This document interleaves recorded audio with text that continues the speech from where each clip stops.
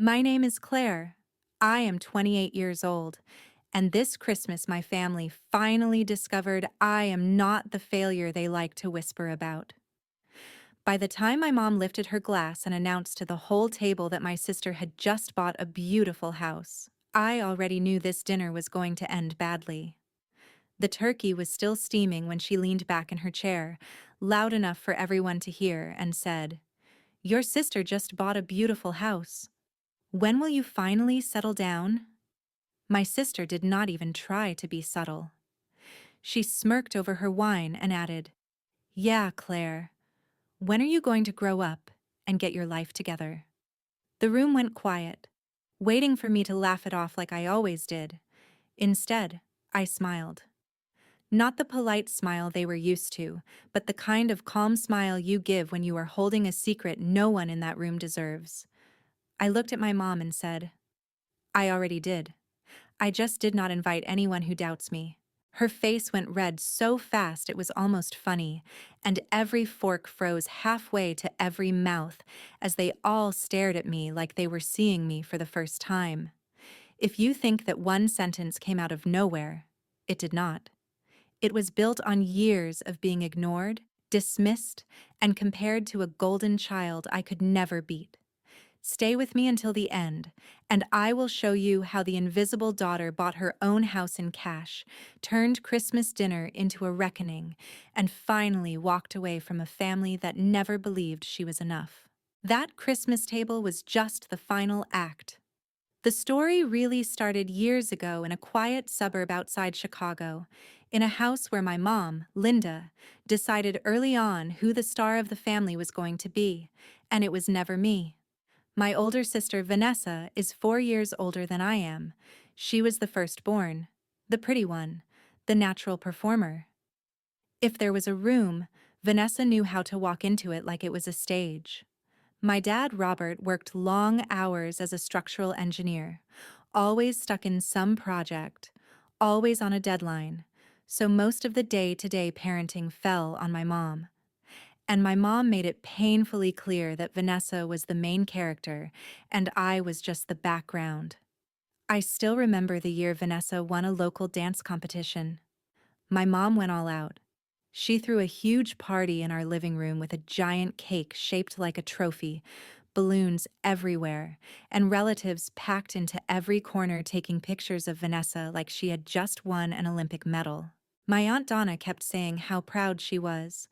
Our cousin Mia, her daughter, stood next to me and whispered, "This is a lot for a plastic trophy," but my mom was glowing. That same year, I won first place in a statewide writing contest. There was no party, no balloons, no cake.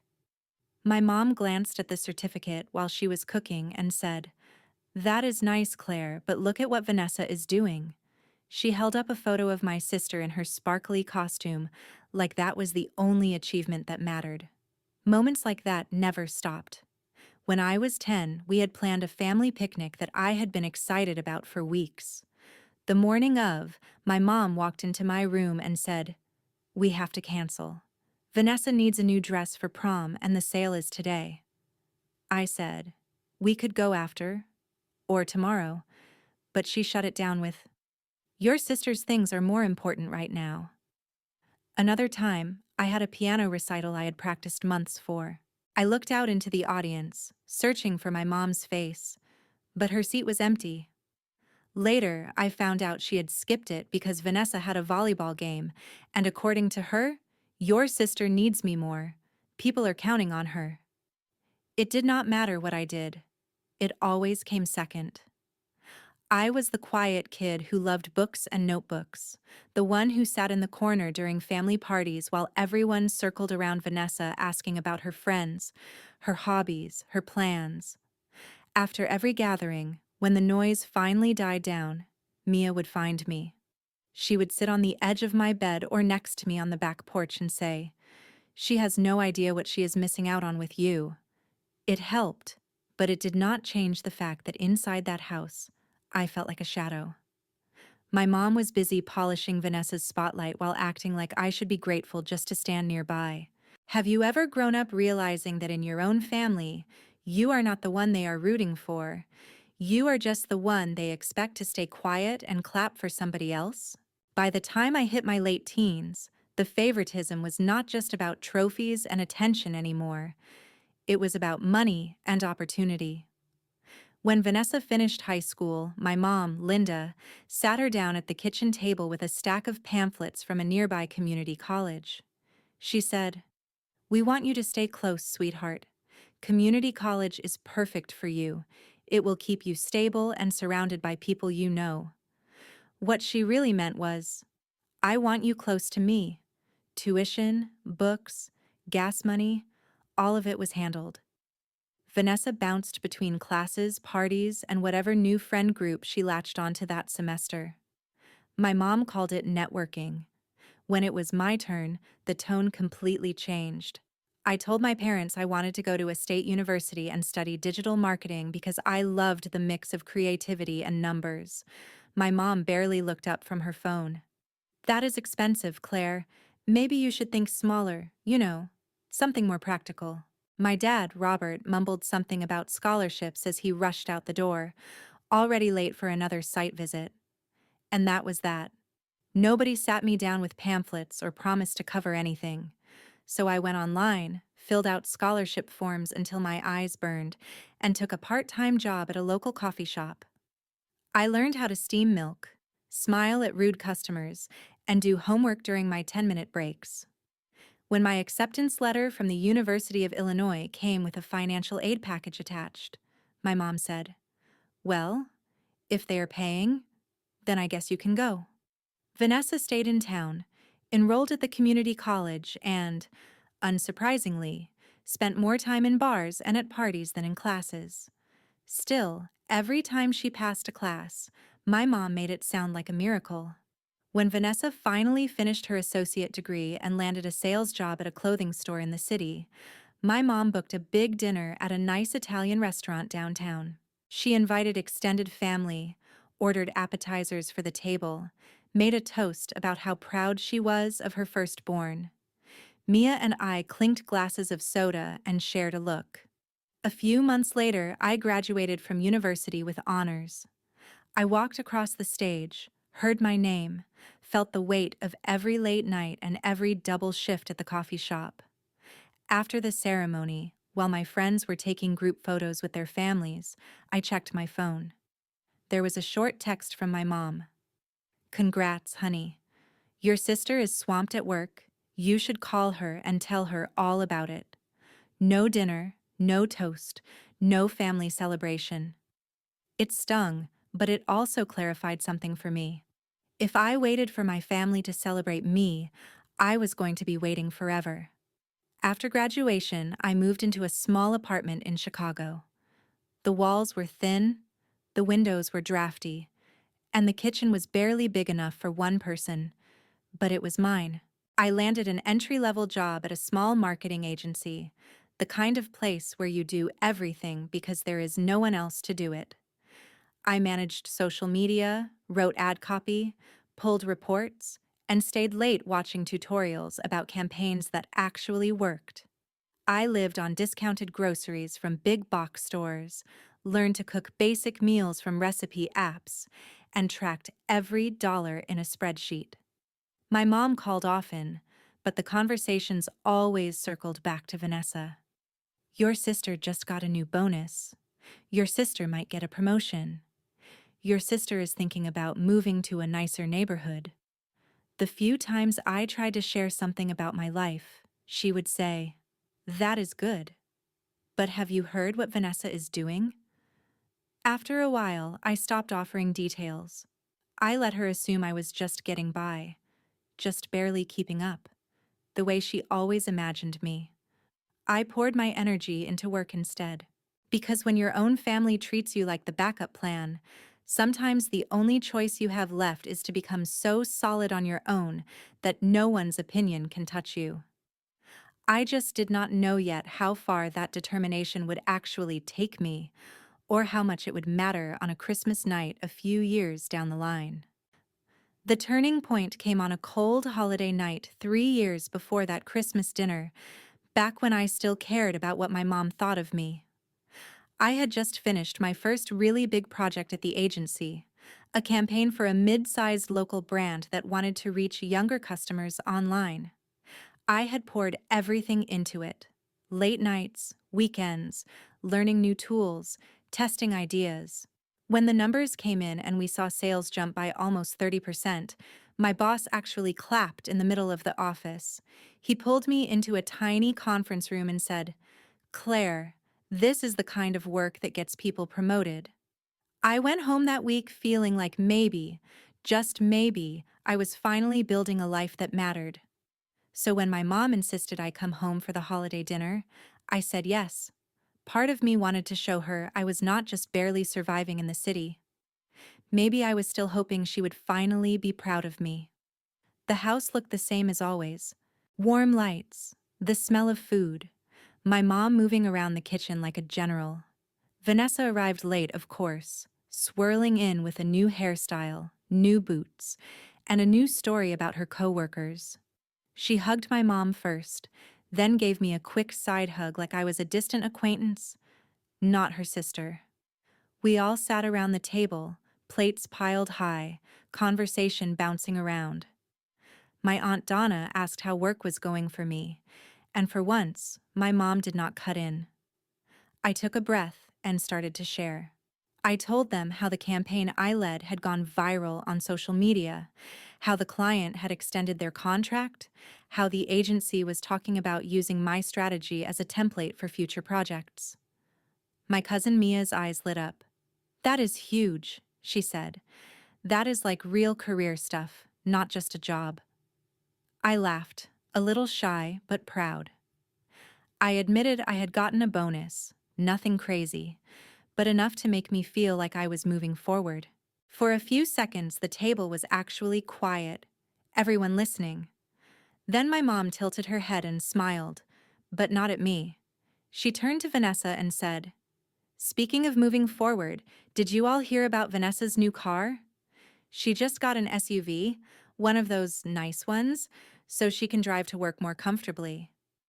The conversation snapped away from me like a rubber band. My uncle asked about the model. My aunt asked about the color. My mom bragged about the deal they had found. I watched the spotlight slide off me and land right back where it always did, on Vanessa. Mia shot me a look across the table, the kind that said, "I saw that. I am sorry." Later that night, while we were cleaning up, my Aunt Donna found me in the hallway.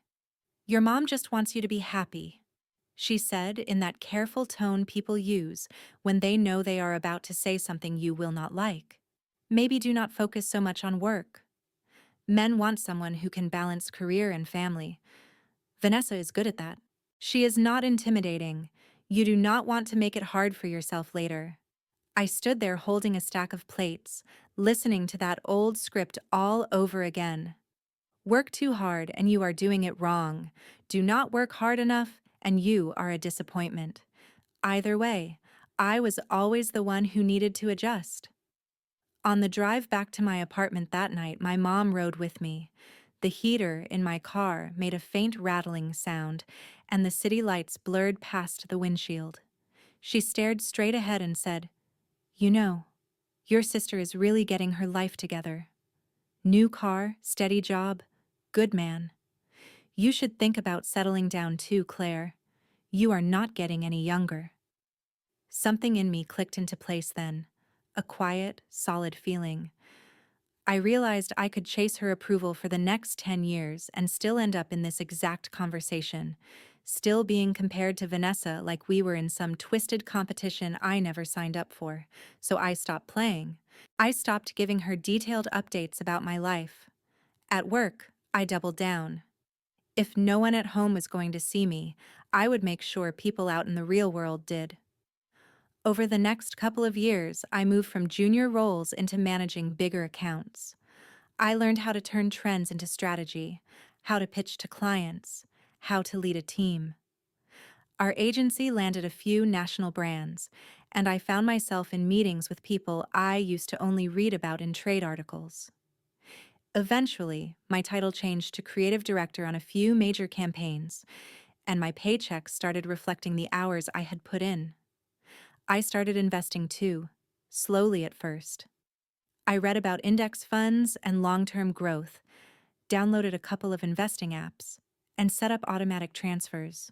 While other people my age were posting photos from expensive bars and weekend trips, I was putting money into accounts I did not touch and living like I was still broke. Meanwhile, Vanessa bounced from one job to another. Clothing store sales to assistant at a small office to some kind of event coordinator. Every time she changed roles, my mom framed it as brave and adventurous. "Your sister is not afraid to try new things," she would say, like that made up for the instability. The more my own life stabilized, the more I started to really see the cracks in Vanessa's perfect image.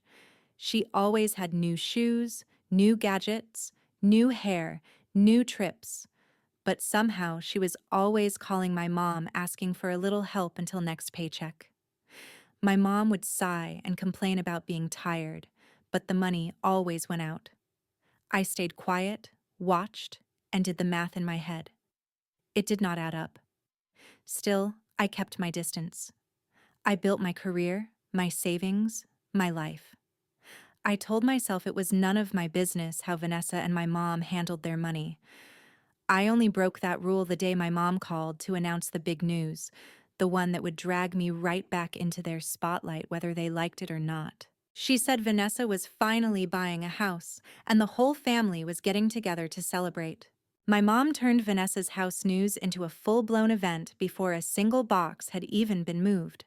A couple of weeks after that phone call, she texted the family group chat in all caps about a backyard cookout to celebrate Vanessa's mortgage approval, like my sister had just been handed the keys to the entire city. When I pulled up to my parents' place that Saturday, there were balloons shaped like little houses tied to the fence, and a big cardboard cutout of a key propped up on the patio table.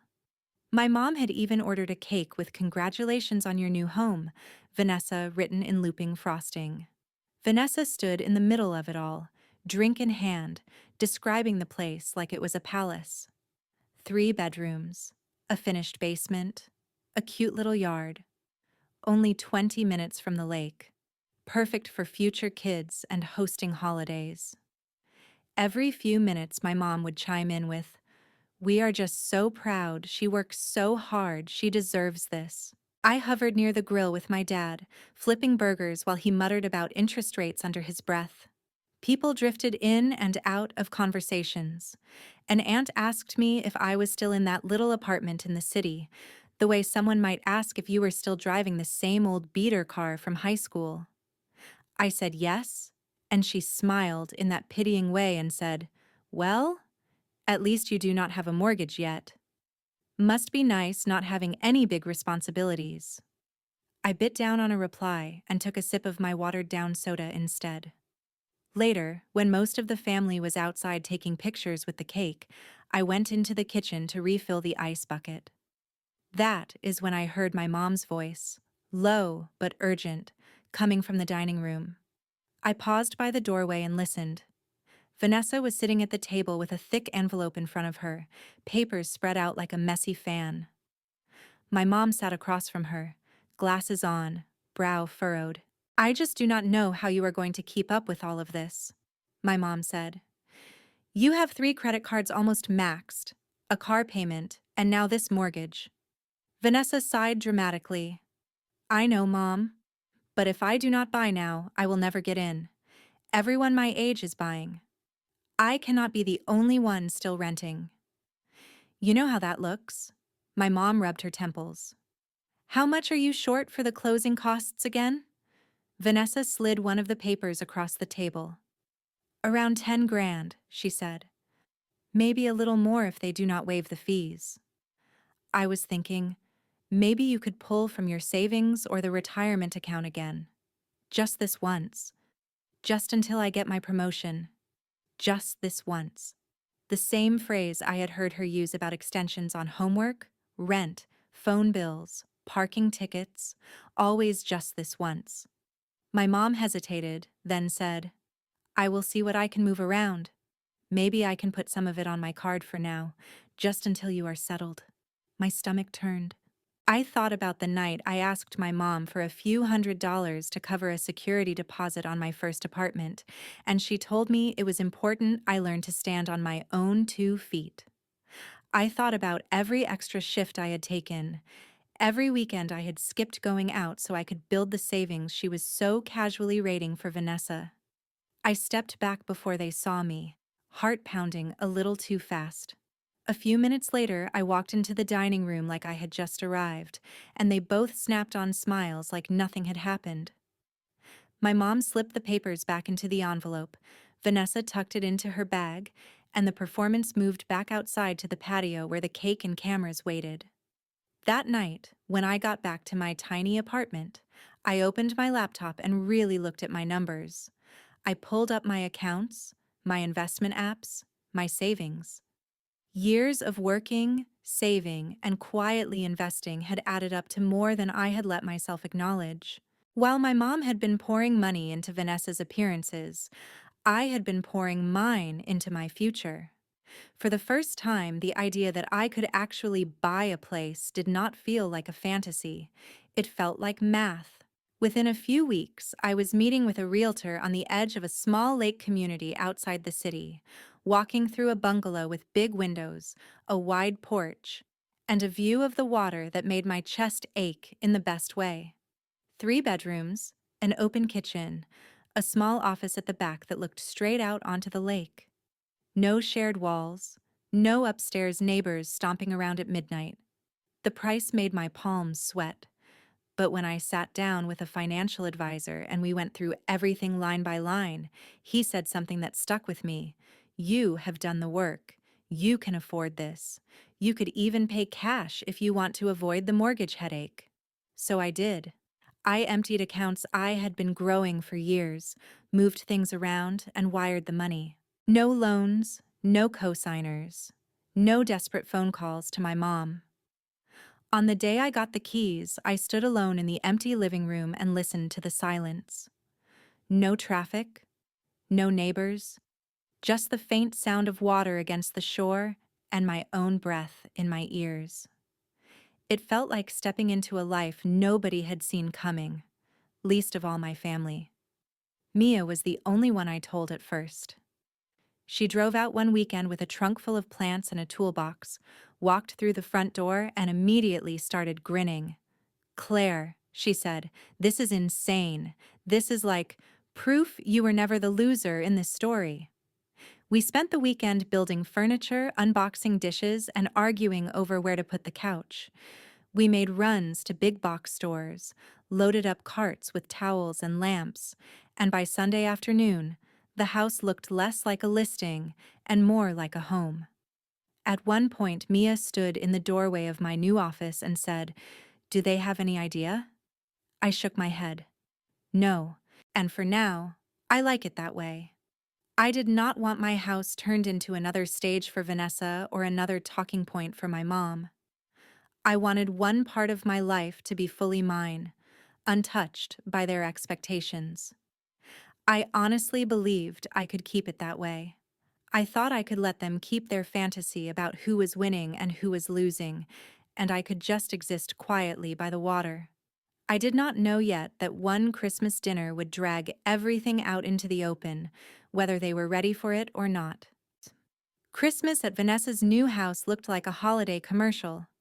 The living room was draped in white lights, a huge tree glittered in the corner with matching ornaments, and there was a faint smell of cinnamon and sugar hanging in the air. She had Christmas music playing just loud enough to make everything feel festive, and my mom, Linda, moved around the kitchen like she owned the place, telling everyone how proud she was. I pulled up in my old hybrid, parked a few houses down, and sat there for a second staring at the front door. Part of me wanted to turn around, drive back to my quiet house by the lake, and spend the night with a frozen pizza and my cat. Instead, I took a breath, grabbed the bottle of wine I brought out of pure habit, and walked up the driveway. Vanessa opened the door in a red sweater dress and perfect makeup, the kind of polished look that photographs well. She hugged me lightly, glanced at my outfit, and said, "You look nice." Kind of simple, but nice. Classic Vanessa. Inside, relatives were already settled in. My Aunt Donna and my uncle were on the couch. Mia leaned in a corner, scrolling on her phone, shooting me a quick smile when she saw me. My mom emerged from the kitchen, wiping her hands on a towel, and kissed my cheek. "I am so glad you could make it," she said, like I had been the one who begged for an invitation. Dinner was loud in the way big family dinners always are. The table was covered in food: turkey and mashed potatoes, green beans, stuffing, baskets of rolls, and a pumpkin pie cooling on the counter behind us. People passed plates, clinked glasses, and swapped stories.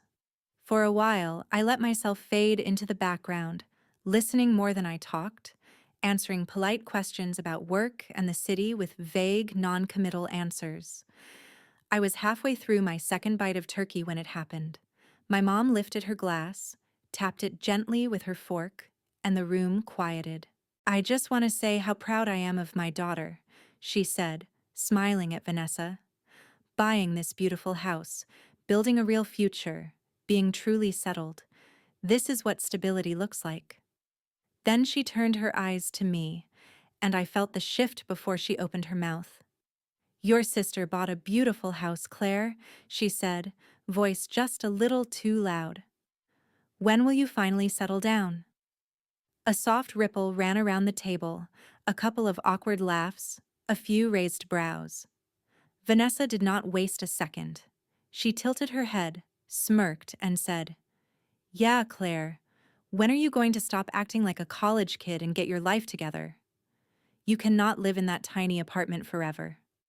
For a moment, nobody said anything. Forks hovered over plates. Someone cleared their throat. I saw Mia's eyes flick to mine, wide, wary. It would have been so easy to do what I had always done, to laugh weakly, shrug it off, let the comment slide. But I was not the same girl who used to drive home crying after these dinners. I had a house key in my purse that said otherwise. So I swallowed my bite, set my fork down, and looked straight at my mom. "I am actually already settled," I said, my voice even. "I just did not invite anyone who doubts me." My mom blinked, thrown for a second, then let out a little laugh like I had made a joke she did not get. "What are you talking about?" she asked. "Claire, do not be dramatic. You are renting.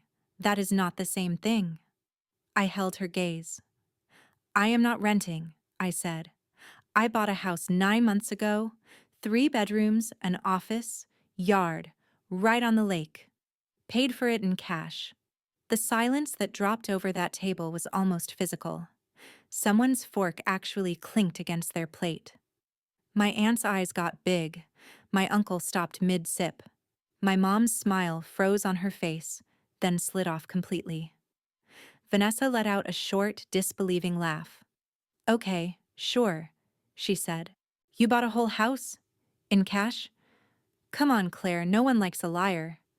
Mia spoke up softly but firmly. "She is not lying," she said. "I have been there. It is real. It is beautiful." Everyone's head swiveled toward her, then back to me. My mom shook her head slowly. "Why would you buy a house and not tell your family?"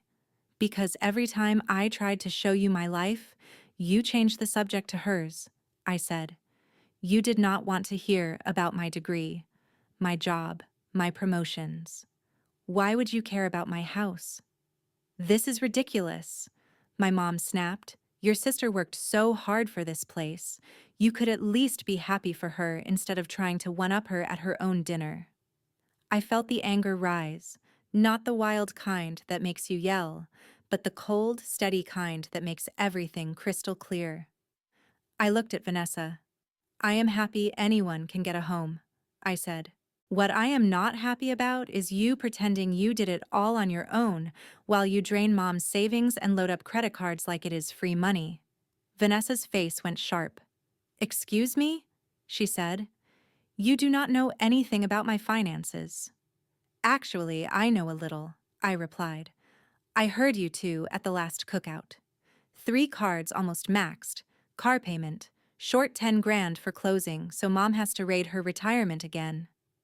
I did not go digging, you were just loud. My mom's eyes widened and she glanced at Vanessa, guilt and panic flickering across her face. That is none of your business, Vanessa spit out. You are spying now. Eavesdropping. That is pathetic. What is pathetic is mom telling me over and over that she could not help me with a security deposit because I needed to stand on my own 2 feet, and then lighting herself on fire financially to keep your image intact, I said. I have been standing on my own 2 feet for years. You are standing on her bank account. My aunt shifted uncomfortably. My uncle cleared his throat. Someone muttered, "Wow." My mom's voice went tight. Claire, that is enough. You are ruining Christmas. No, Mom, I said quietly. You ruined Christmas the moment you decided to use it as a stage to humiliate me while praising Vanessa. I am just finally answering back.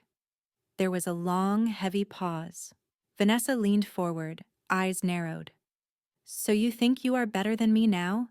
She said. Because you have some lake house and a job with a fancy title? I met her stare. No, I do not think I am better than you, I said.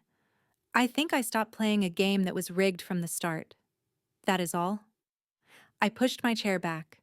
The legs scraped against the floor louder than I intended, but I did not apologize. I reached for my bag and stood up. Where are you going? My mom demanded. We are not done talking about this. I think we are, I said. You made it clear a long time ago whose side you were on. Tonight, I just made it clear I am finally on my own side. For a second, nobody moved. Then Mia stood up too, almost like an instinct. I will walk you out, she said. We crossed the room in front of a dozen stunned faces and stepped out into the cold night air. As the door closed behind us, the noise of the house muffled, my heart finally slowed. I could feel the shock I had left in that dining room, the cracks that had just formed in the story my family had been telling themselves for years. And as I walked down the driveway toward my car, keys in hand, one thought settled in my chest like something solid and permanent. For the first time in my life, I had not just survived a family holiday. I had changed it. 3 weeks after that Christmas dinner, the group chat was still quieter than it had ever been. No more all-caps messages from my mom about Vanessa's amazing new curtains or how perfect her neighborhood was. Instead, there were long gaps, random forwarded memes from relatives trying to pretend nothing had happened, and the occasional awkward question from someone asking if I was doing okay. The only person who texted me like normal was Mia. She sent me a message one night that said, "You know they are still talking about you, right? The way you smiled when you dropped that lake house bomb? You are basically family legend now." I was sitting at my kitchen table when I read it. Laptop open, my cat curled up on the chair beside me. I looked around at my home, the one nobody believed I could have, and felt something I had not felt in a long time around the word family. Peace. A few days later, I invited Mia and her parents, my Aunt Donna and uncle, to come out to the lake for the weekend. They showed up with too many snacks and not enough jackets, complaining about the cold and marveling at the view. We cooked together, walked along the water, played board games at my dining table. At one point, Donna stood by the window watching the lake and said quietly, "I am sorry, Claire. I should have spoken up sooner." I shrugged, not out of disrespect, but because I was tired of carrying everyone else's regret. "You see it now," I said. "That is what matters." As winter turned into spring, news about Vanessa and my mom reached me in pieces, mostly through Mia. The credit card balances Vanessa had been juggling finally tipped over into unmanageable. The promotion she had been counting on did not happen. Her performance at work slipped under the weight of missed payments, phone calls from collectors, constant stress. A few months after Christmas, her company did layoffs, and she was one of the first to go. Without that steady paycheck, the house that had been my mom's favorite bragging point became a burden. They tried to keep up with the mortgage for a while, but the numbers just did not work. Eventually, Vanessa put the house on the market. The dream home that had earned her a standing ovation in the backyard was sold to pay back some of the debt she had racked up trying to look successful. My mom, Linda, called me over and over once things started falling apart. At first, the voicemails were angry. How could you embarrass your sister like that? Then they turned into pleading. We are still family. Your sister needs help. You have money now. You could loan her some, just until she gets back on her feet. And buried in all of that, finally, were a few words I had thought I would never hear. I am sorry. I did not realize how much I hurt you. I listened to them, every single one, sitting on my porch with the lake in front of me, and I realized something important. An apology does not erase the years you spent shrinking yourself to fit inside someone else's story. It does not obligate you to walk back into a role that nearly broke you. So I called her one last time. I told her, Mom, I am glad you are starting to see what happened. I really am. But I spent my whole life being the one you overlooked, the one you expected to sacrifice so someone else could shine. I am not doing that anymore. I am not going to fix problems created by choices I did not make. I love you, but I am done. Then I set boundaries I never thought I would have the courage to set. Fewer calls, no more financial conversations, no more guilt trips about Vanessa. When those lines were ignored, I did what I had to do. I blocked numbers. I muted chats. I chose my own peace over their version of loyalty. I poured that energy into my work, my friendships, and something new. I started volunteering at a local women's center, helping women who felt trapped by family expectations or financial dependence figure out small, practical ways to build freedom. Budgets, resumes, basic marketing skills for side hustles. Sitting across from them, hearing their stories, I recognized pieces of my own. The ignored daughter, the responsible one, the one everyone assumes will be fine, so no one ever asks if she is actually okay. If there is any lesson in what happened to me, it is this. Being the invisible child does not mean you are powerless. Sometimes it means you are the one quietly building a life strong enough to walk away. Parents can play favorites. Siblings can soak up all the attention, but at the end of the day, the only person who truly lives with the consequences of your choices is you. You are allowed to draw lines. You are allowed to say no, even to family. You are allowed to build something they never saw coming and keep it safe from the people who doubted you. If you grew up feeling like the background character in your own home, I hope my story reminds you that you do not have to stay there. You can choose yourself, even if it makes other people uncomfortable. And if you have ever had to break your own heart by stepping away from a family that would not see your worth, you are not alone.